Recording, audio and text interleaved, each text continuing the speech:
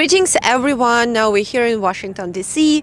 And here with us, David Plaster is the American veteran and the one who is a big supporter of Ukrainian people. Here's now, it's the 4th anniversary of the full-scale invasion of Russia to Ukraine, and actually 12 years of the entire war. And David Plaster is actually the one who supported Ukraine since 2014, and I know you started even living in Ukraine since 2012. So we are very pleased to talk to you, and maybe we can start from the question is that what exactly, like, how is that happen that, you started to support Ukraine, right? And what make you to make this commitment to support Ukrainian people? Well, I have some Ukrainian ancestry, though I never really grew up with Ukrainian traditions or understanding. It was my great-grandmother that came from a place that's called Stanislava. But while some Ukrainians like to believe that's the reason why I support, I feel it's more because it's the most American thing I could do. Our country will have a 250-year anniversary soon. And over 250 years ago, we made a decision to be an independent free nation. And if it was not for foreign military assistance, foreign military leaders that came over, who mostly gave education, some blood, not as much as we have with the Foreign Legions coming over, but we had foreign fighters, and a lot of treasure, a lot of support. So they invested in our freedom. And I saw a pattern emerge ever since Reagan left the presidency, that every president afterwards had said that Russia is not our enemy. And every time an American president said Russia is not our enemy, Russia did what? It got bigger. And when President Obama said that at the debate with Romney, that Russia is not our enemy, I understood that something was going to happen. So I had a choice to make: finish my military career, or do something about it. So I left in 2012, the military, and I joined. I came to Ukraine to live, and I enjoy football. I used to play soccer when I was younger, and I really loved it. So, and of course, you can't fall in love with Ukrainian people. They're just so welcoming and warm. And I'm from the Midwest. A lot of people call it the flyover state, but we're very much like Ukrainians. We're very warm, good Christian people who believe in doing the right thing. And when you say something, you do it. So I fell in love with that, and I felt kind of very much at home from the moment I got off the plane in Juliani in Kyiv. And today I call Borshchivka my home. I'm very proud to say that. The people are wonderful. It's very green and clean, despite the reputation that people might think about it. But that's fine with me. They can live somewhere else. So when you saw all these things go on, and before even Maidan, I traveled the entire country. I was in Donetsk, I was in Luhansk, I was in Crimea in 12 and 13 and even 14 before the referendum. I couldn't help but support the people. I understood what was going to happen. I've been speaking Russian since I was a teenager. I taught myself, and I would read Svoboda and the microfilms and the Ukraine Weekly, and I would get this information. It was a great way to hear about what was going on in Ukraine, understand that. And I wanted to kind of connect more with where my ancestors came from and understand that.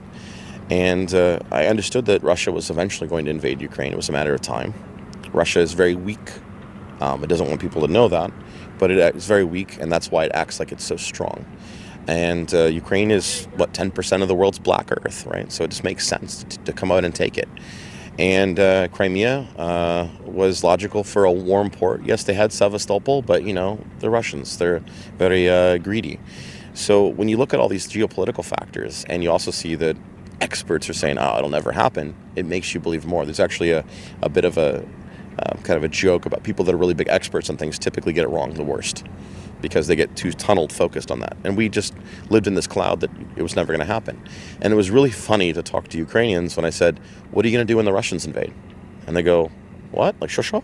Like, what? I don't, that's not going to happen. Like, when I said, that's what I see, and I explained why, and they go, you're not Ukrainian, you don't know anything. So when Maidan happened, exactly as I predicted, and Crimea and Donbass happened exactly as I predicted, because I was going all over the country, and I was seeing the propaganda from one part of the country to another, pitting people against each other. People who on Vyshyvanka Day, maybe some people wear less Vyshyvankas, but if you ask them who you are, proudly in Russian or Ukrainian, they would say, I'm Ukrainian. So it wasn't ever about language. And but once you know that something's going to happen, so you can do something about it, to run away from that that'd be the hardest thing I'd ever have to do. So I've been working 12 years, 2 months, and 24 days now. Since November 30th, 2013, for the Ukrainian people, completely as a dobrovolets person. So I went on the first days of the war. As I understand, I'm the first NATO-trained combat medic in Ukraine, because there was no other NATO foreign fighters on that first day. And there was definitely nobody that was trained by NATO to be a combat medic. And I taught thousands of people in those first years and used my own personal money to buy the medical equipment. So, because I believed in it. It helps me sleep better at night knowing that I've done something to help people. And anybody can take a life, right? But some people that want to save lives, and to save lives you need knowledge, you need the right knowledge, and you need the right gear to do so. And it's better to be on the side of fighting for life. So That's for sure. What, in a couple of words, you can describe Ukrainians so American people will understand who they are? Well, as my ancestors on my dad's side, that came here in the 1730s, right? We, as I touched on earlier, were humbled masses learning to breathe free. We were desiring to live without an empire, right? And I see very much the Ukrainian spirit and the American spirit to be very much the same. We have an expression in Ukrainian that say, "Якщо хата з краю, я ворог перший зустрічаю." If my house is on the edge, I'm the first to meet the enemy. How is that not like the buck stops here? The American sense of accountability. When they see something, they do something. Don't just say something, they do something about it. And I see that same spirit. I mean, like I said, I felt very much at home in Ukraine. It was very much at a neighbor or a stranger's table, very much like I would have in my own house in Missouri. And so yeah, they're very much just like us. You know, the hospitality, the strong sense of pride and strong sense of justice, but also the generosity. It's just like home, and I think we share that. And if American people watching, if it was not for our foreign allies that helped us 250 years ago, we may not be the great nation we are today. So we owe it to pay that forward to the people who asked us. And in Iraq, there were soldiers. The third biggest contingent in 2005 was Ukrainians. Ukraine's not part of NATO, hopefully in the future, but as of that point especially, they had no obligation to help us. But they did so because they believed in us and what America represents to the world. So much they were willing to fight and die for us, to support us. Ukraine's not asking for us to fight and die. Ukraine is asking just to, hey, give us your old technology that you're not really using, that's collecting dust, in National Guard depots across the country, stockpiles, and modernize your military, because we're going to need you, America, as a preventive medicine. To make sure that China, and Russia, and Iran, and North Korea, who are all enemies of America, don't decide to do something more and to turn this into a more global war. So we need America to be strong. Ukrainians want America to be strong. But they need help, just like we did, with training, with technology, but we don't need American boots on ground. And they want us to be accountable for that. They want to show how they are good partners to us, how they are accountable partners to us. And they want to help us learn. There's a lot of battlefield lessons learned that Ukraine can pass on to us. And just like the next big war in the world is going to teach us, to include the Ukrainians, more about war. And we owe it to our fallen who have died for our service of our nation, the United States, to learn any way we can from how to save lives and how to, quickly end the lives of bad people who want to harm us, and want to go after our freedom, want to upset the balance of the world and make the world a darker, scarier place. And I don't think that Russia, North Korea, Iran, and China have American interests at heart, but Ukrainians do. They do. So long as we were willing to help them and work with them in their time of need, and I think that Ukraine will be our best European ally when this is all done, if we just have the political will to see it through. How do you see the role of Ukrainian people in international community, knowing, what already Ukrainians went through, and of course, the war and everything, but also in terms of maybe global security and just generally taking all of that experience in the future, what's the role for Ukrainian people, Ukraine as a country in the international community, what they can contribute? How do you see that? Technologically speaking, so Ukraine took a project that was kind of used by Estonia, for example. It was given to Ukraine as a present. They unboxed it, modified it, made it their own, and now it's called DIA. It's a very great interface for citizens to interface with the government. It's also, I have my own DIA. It's got my digital ID, it's got my tax number, it's got my profile, a scannable QR code so people can easily see me. And I would imagine that Republicans would like the idea of getting digitalized documentation so that at the polls, American citizens can show that they are American citizens with a scannable, very hackable QR code that would allow to verify who they are, right? And also to make our peace officers more safe when they are meeting and engaging with our citizens, to show that ID, and also for our residents, our legal documented people here. So we could learn a lot from that. Ukraine's already doing that, and they might be able to help us modify that. I also see huge opportunities integrating that technology with the Veterans Association affairs. There's a lot of veterans in the United States take their lives, unfortunately. The enemy that we were fighting in the global war on terrorism in Vietnam and Korea is still killing our veterans now. When they don't feel like they get the help they need. So having that has a way to transition from the Department of War to the Department of Veterans Affairs more readily, using that technology, sending the records directly over would save a lot of time, would save a lot of money. And I think that with the great minds we have in our country, as well as working with the Ukrainians, we could make it better for both of our countries and cost a lot less and save a lot more money for the American taxpayers. Thank you so much for supporting Ukrainian people. Maybe you have something like, wording a message to Americans or to Ukrainians. We know you're coming back to Ukraine, right? It's my home. It's your home right now, yes. So maybe it's something important that you think it's important to understand for American community and for Ukrainian community as well. I'll speak first to the Americans. So my fellow Americans, I did not abandon my country. I did not abandon service. I'm continuing my service to the American people.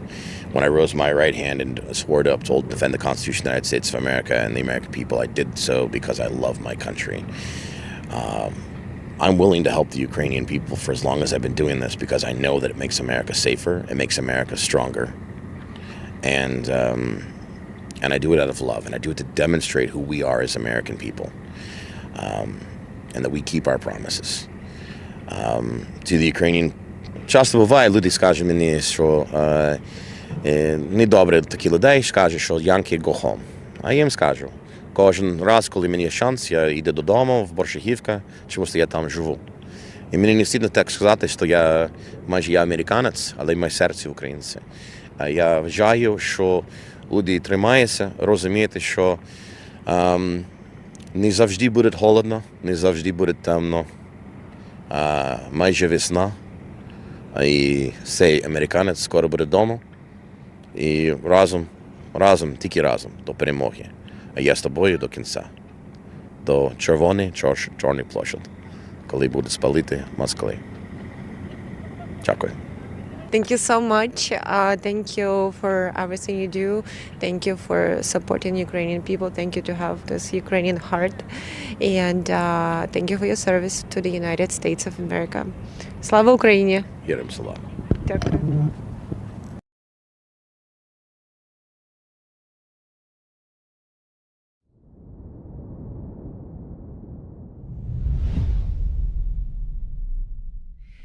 Now it is my pleasure to introduce our next speaker, Ms. Marina Ovtsinova, the president of ALLATRA International Public Movement, a global risk strategy specialist who has studied in Harvard Kennedy School of Government and Harvard Law School. Amen. Wow. Good day, dear friends. It's such a pleasure to see you all here, representative of different beliefs, different political views, different nationalities. It's such a big pleasure to stay here in front of you and deliver a very important message. as a president of ALLATRA International Public Movement, we are so grateful for this opportunity to be here. And we are grateful to Pastor Burns for everything he is doing for the entire planet, for every single person, because he has unique ability. He developed very, very important initiative, spiritual diplomacy. And this initiative can go through all walls, go through borders, and can unite people of different political views, different religion, different social status, because it focuses on the very, very important and fundamental issues: freedom, human dignity, and peace. Yes. And thank you so much, Pastor Burns, for your dedication, your love to Ukraine, for your support to the Ukrainian people in the darkest of time. Without your support, we will not be able to be where we are. So the fight for Ukraine is going every single day, and we understand that it's not only the front line, it's everywhere. The front line for Ukraine is everywhere. Here in the Congress, in the Senate, in the churches, Yes. in a public meeting, because that's the fight, not only Ukrainian fight, it's our fight. Because like Pastor Burns choose the name for the conference that we hear, freedom has a name and it's called Ukraine. And that's absolutely true.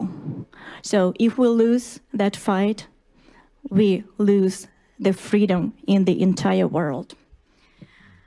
And knowing that I will be able to talk and my voice will be heard by millions of people, I would like to say something very important. But before I proceed, I would like to say something simple and something human. So for those of you who travel here, I truly hope that your family are safe, your children can sleep peacefully. And in your neighborhood, the most disturbing sound is the sound of barking dogs. So nothing else. So that's very, very important. And unfortunately, I would like to take you out of this comfort zone deliberately, because you need to understand Ukraine. You need to feel Ukraine in order to support it. So after the Russian missile strike on the night of 18th on the Ukrainian city of Chernobyl, rescue workers pulled a woman from the rubble of the residential home. And as they were pulling her out, she was tearfully, desperately pleading with the rescue workers. And you will never guess what she was asking them. When they tried to help her, through pain and tears,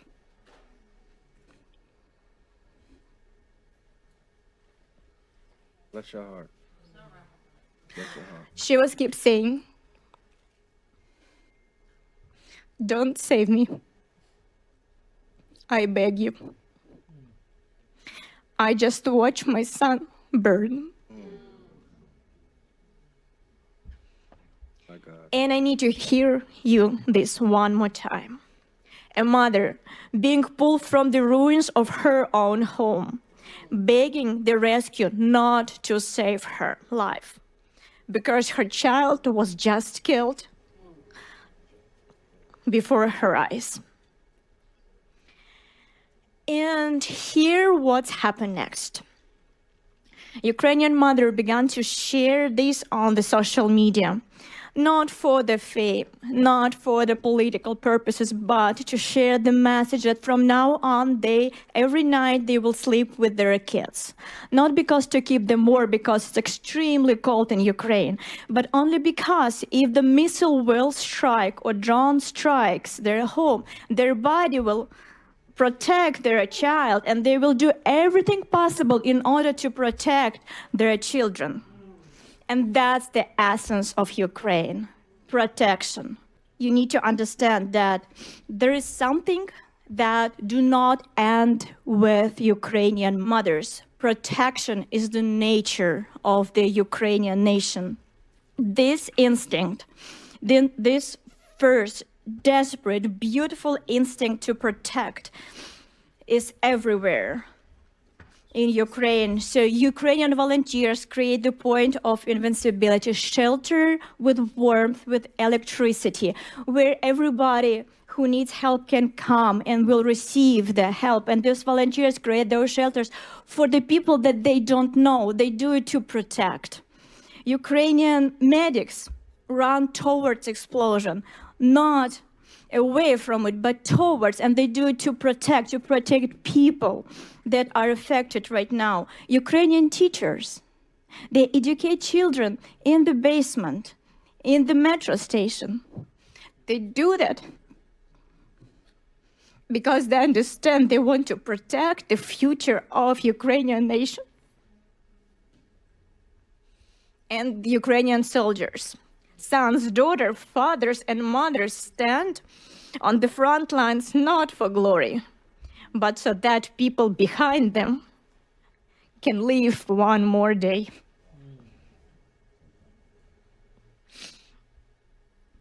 And they do that to protect.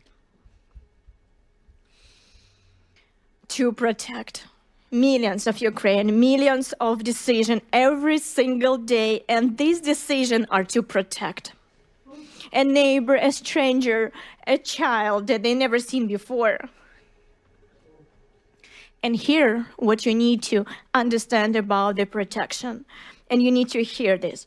Millions of Ukrainians, millions of heroes right now are protecting not just Ukraine. They are protecting freedom itself. The very idea of freedom, the precious, fragile, but infinitely valuable idea that free people have the right to choose their own future. Yes.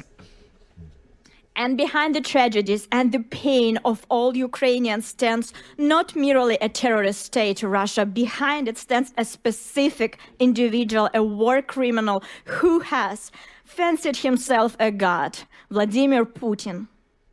He uses mass terror against civilians as the matter of policy, and this is his method. He kills the people of Ukraine to achieve the goals he desires. And like Pastor Burns said today, and if this method employed by tyrant who holds the nuclear launch button is rewarded, can you imagine the kind of world we will be forced to live in? The kind of world the United States would face, the world our children will inherit. That's why Ukrainians support their freedom, their fight. And that's not a charity. It is deterrence. Yes. It's a strengthening security, stability, and the resilience of democratic institutions. It is reducing the chance that American troops will face a larger war later. Because dictators doesn't stop when they succeed. They stop only when we stop them. And this is exactly why today all of Ukraine organizes itself around one word: to protect. Protect their own people and the entire free world. And this is precisely why Russian propaganda works so aggressively to flip reality, claiming that Ukraine is not worth it, that Ukraine is weak, that Ukraine is hopeless. Because if you believe this propaganda, you will turn away from Ukraine. And when you turn away, what happens? Russian terror wins quietly. Through disinformation, lies, and fabricated narrative, the aggressor seeks to weaken Ukrainians' allies and partners' support. And this is why Russian information terrorism is not a secondary concern. It is another frontier of this hybrid war. Russia wages war not only with missiles, it wages war with lies. And these lies operate across Europe, across America, and to our great sorrow, even within Ukraine itself. And I know that not from hearsay. Our organization, ALLATRA, has been helping Ukraine since 2014. Our Ukrainian volunteers serve on the front lines, work in evacuation center, volunteer on humanitarian mission. They do this quietly, without advertisement, without banners, but they're there because they need to save Ukrainian people, their people. And here in the United States, ALLATRA do everything possible to help Ukraine, interacting with Congress, Senate, State Department, and of course, our scientific and human rights work is supported around the world too.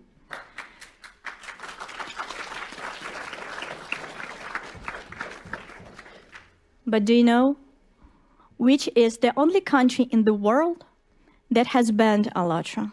Can you guess? Russia. Of course, Russia. The only country where our volunteers systematically persecuted, tortured, thrown into prison. Russia. Why? Because we speak the truth about Putin's Nazi regime, because we speak the truth about the threat of the Siberian plume, which they want hide from the entire world, and because we support Ukraine. And this about that. The Kremlin considers us such a big threat that it launched full-scale persecution against us. Seeking to remove strong players from the board, Kremlin agents around the world spread lies about our organization. They call us pro-Russian sect. Absurd? Yes, it is. But unfortunately, absurdity, that is work. And because if you open the internet today, Ukrainian media, European media, you will find articles calling ALLATRA pro-Russian. The very same organization that Russia has banned and destroying. The very same organization whose volunteers sitting in jail and being subject to torture in Russian prison. And this false narrative is being spread by FSB agent. This is a documented fact. In 2024, a report presented in Washington exposed the method and tactic of Russian disinformation. It was prepared with the participants of American and international experts, as well as officials of Security Service of Ukraine and the Office of the Prosecutor General of Ukraine. The report directly named agent of Russian informational influence network in Ukraine who organized disinformation campaigns and criminal prosecution against ALLATRA. The report identifies Irina Krymenovska, a Ukrainian citizen, as an agent of Russian influence. Beyond our organization, she attempted to discredit Ukrainian religious scholars who were defending Ukrainian spiritual independence from Moscow, and to lobby pro-Russian policies into Ukrainian legislation. But she's not alone, it's a network, we need to understand that. So there is no single player. So these FSB agents have infiltrated in Ukraine institution. They influence journalists, they spread Russian disinformation throughout society. But here's what's important. Ukraine, despite all of that, is a real democracy. And in this democracy, just a few days ago, the national police officially recognized us, ALLATRA, as the victim of illegal attempt to destroy our organization. So, yes. Congratulations, yes. Thank you. And you need to understand that despite such difficult times, democracy in Ukraine works. Truth breaks through. but agents of Russian influence have not stopped. They operate not only in Ukraine, but in Europe, and unfortunately here in the United States as well. And they continue to spread Kremlin's propaganda, which unfortunately you often hear in the media. That's why when you hear that Ukraine is divided, that Ukraine is losing, the Ukrainians want to surrender, or ALLATRA is the pro-Russian or pro-Putin sect, please remember that. You need to understand that what you hear is the Putin Russian propaganda. And I ask you, don't believe it. Instead, believe Ukrainian mothers who protect their children from Russian drones and Russian missiles. Believe Ukrainian volunteers who deliver medical supply under the fire, and Ukrainian field medics who perform very difficult operation under the drone attack without electricity. Believe ALLATRA volunteers who are supporting Ukraine and being tortured in the prison in the Russian Federation. Believe the Ukrainian defenders on the front lines who share effort, literally sparing no part of their bodies, their very lives, every day bravely defend our rights, yours and mine, to live in the free and civilized world where tyranny has no place. Because this is what Ukraine is: brave, free, honest. Ukraine is people held together not by fear, but by mutual support, not by propaganda, but by truth, not by hatred, but by the responsibility for one another. Ukraine is the people driven by a pure, noble instinct to protect the innocent, to protect human life, to protect the good. So, how can we stop Russian information warfare? Only with truth. We can expose it. We can forge a path to the truth by not believing the lies and by acting for Ukrainians' benefits. And we, ALLATRA, have been doing that since 2014. We do this under fire, under torture, under slander, and we will continue to do this. And we will do it around the world, here in the United States, in Europe, and in any country we go. We will fight for Ukraine's future, defend her rights, her choice, and her freedom. And here I want to return to the man who does this every day, who does so much for Ukraine and who made this very event possible. Pastor Burns, we remember your words when you came back from Ukraine, and you spoke honestly and openly that before you went to Ukraine, you were thinking as the Russian propaganda gave you the information. But after you went there and you saw it with your eyes, you changed your mind. And from this point, you will never believe the propaganda that Russian authorities spread. Here also. And the very important moment that people around the world support your initiative. And they support you because you are the one who not talks, but who acts. One small step that you made is far greater than millions of hours of empty talks. And I know that Pastor Burns is a very modest person. And I would like to share something that he would never share by himself. So, you know that Pastor Burns is the only one pastor in the world that has support of representative of all religion and all denomination. And even more, the atheist also supports him.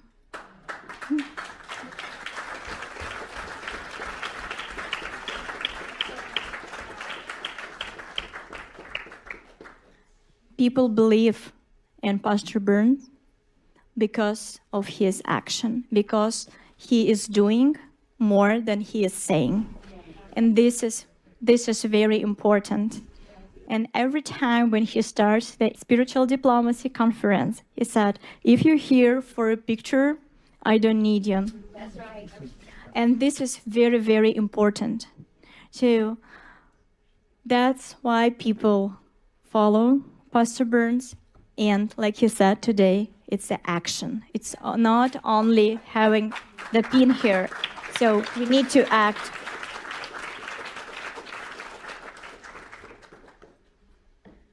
And we really, really appreciate your support of Ukraine. It's very, very needed today. So that's why keep working, and we will support you in all the action. So today we had a lot of different speakers, and we heard different parts of Ukrainian life. And I was really touched by Pani Yulia, representative of Ukrainian Parliament. And I truly, truly believe that the sound of Ukrainian voice that you heard today, you bring home. So you will remember this melody, the melody of the spirit of freedom, dignity, and the protection.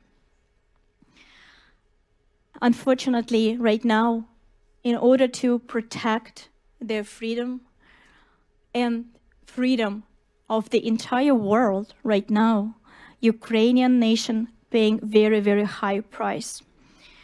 They pay with the life of their children, the families, the future of the families. We need to understand that they're paying this price not for themselves, but for us, for the international order that provides your children with safety. We need to understand and remember that when Ukraine stands firm, the idea stands firm that power does not give the right to destroy your neighbor. When Ukraine holds, the principle holds that a human being matters more than the imperial ambition of one tyrant. And that is why this war is not just a war over territory. It's a war over what the world will be. A world where freedom matters, a world where the power and ambition of one tyrant decides everything. Now, dear friends, I want you to think and leave you with this. Ukraine today is fighting for all of us. And when our grandchildren will ask us, what did you do when the fate of freedom was being decided? I truly hope that the answer of each of us will be, we stood with Ukraine. Glory to Ukraine. Slava Ukraini. Героям слава!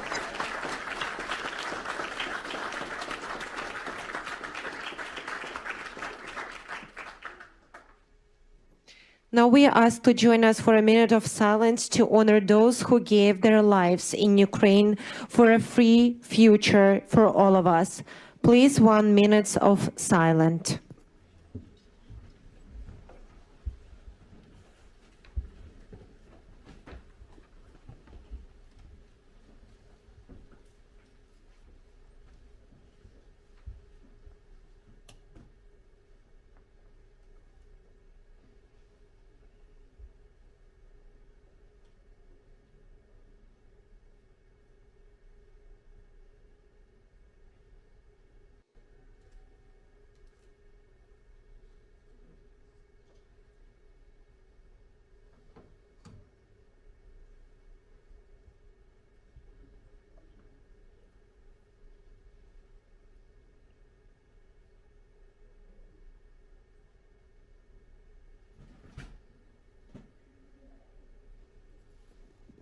Thank you very much. Now let's proceed.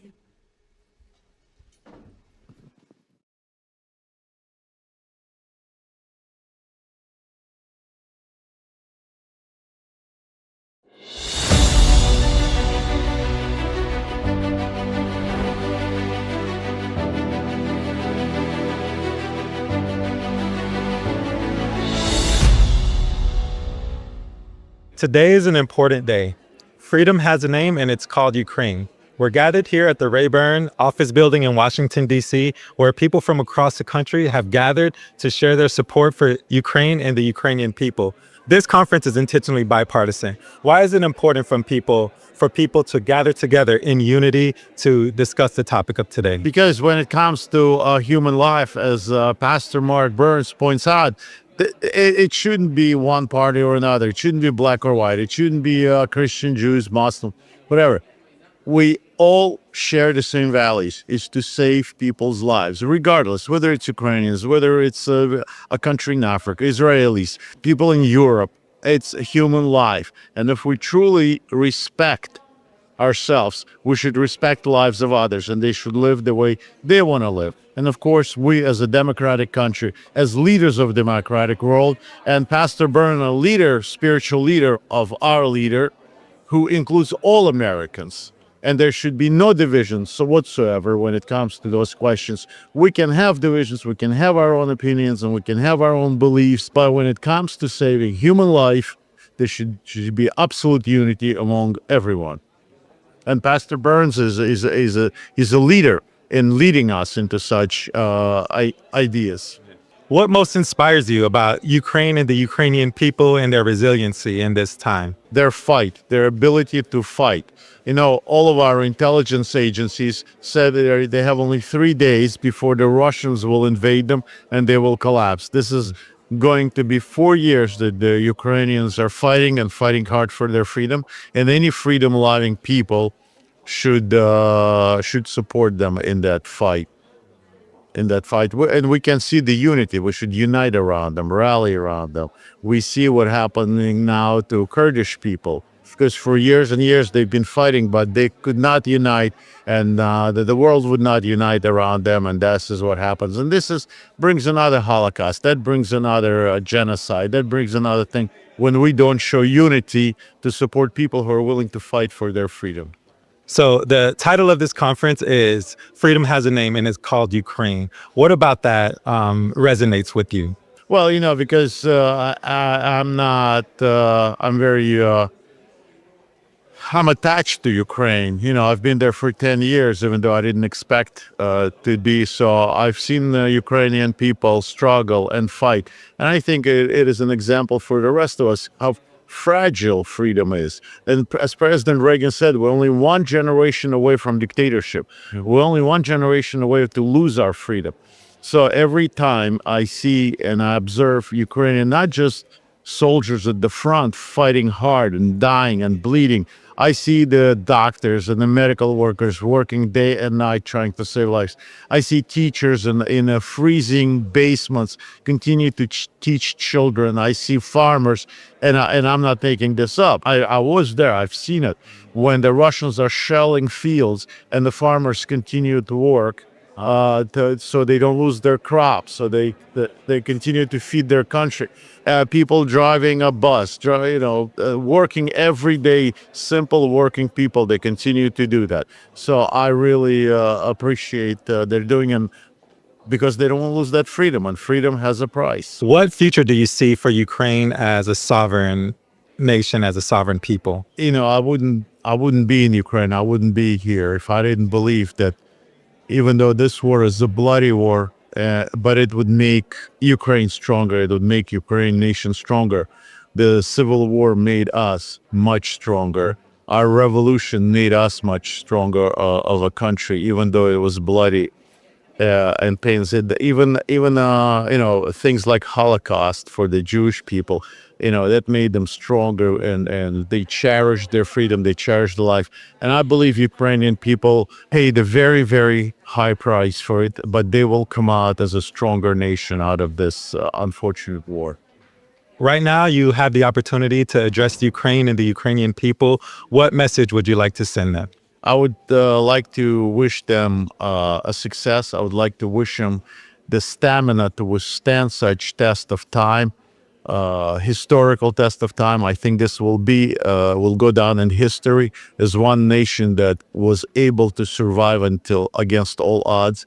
And I wish them to continue this. And I wish Ukrainian people to stick with us, with the Americans, to take our lead, not be fooled by a lot of propaganda which works against us.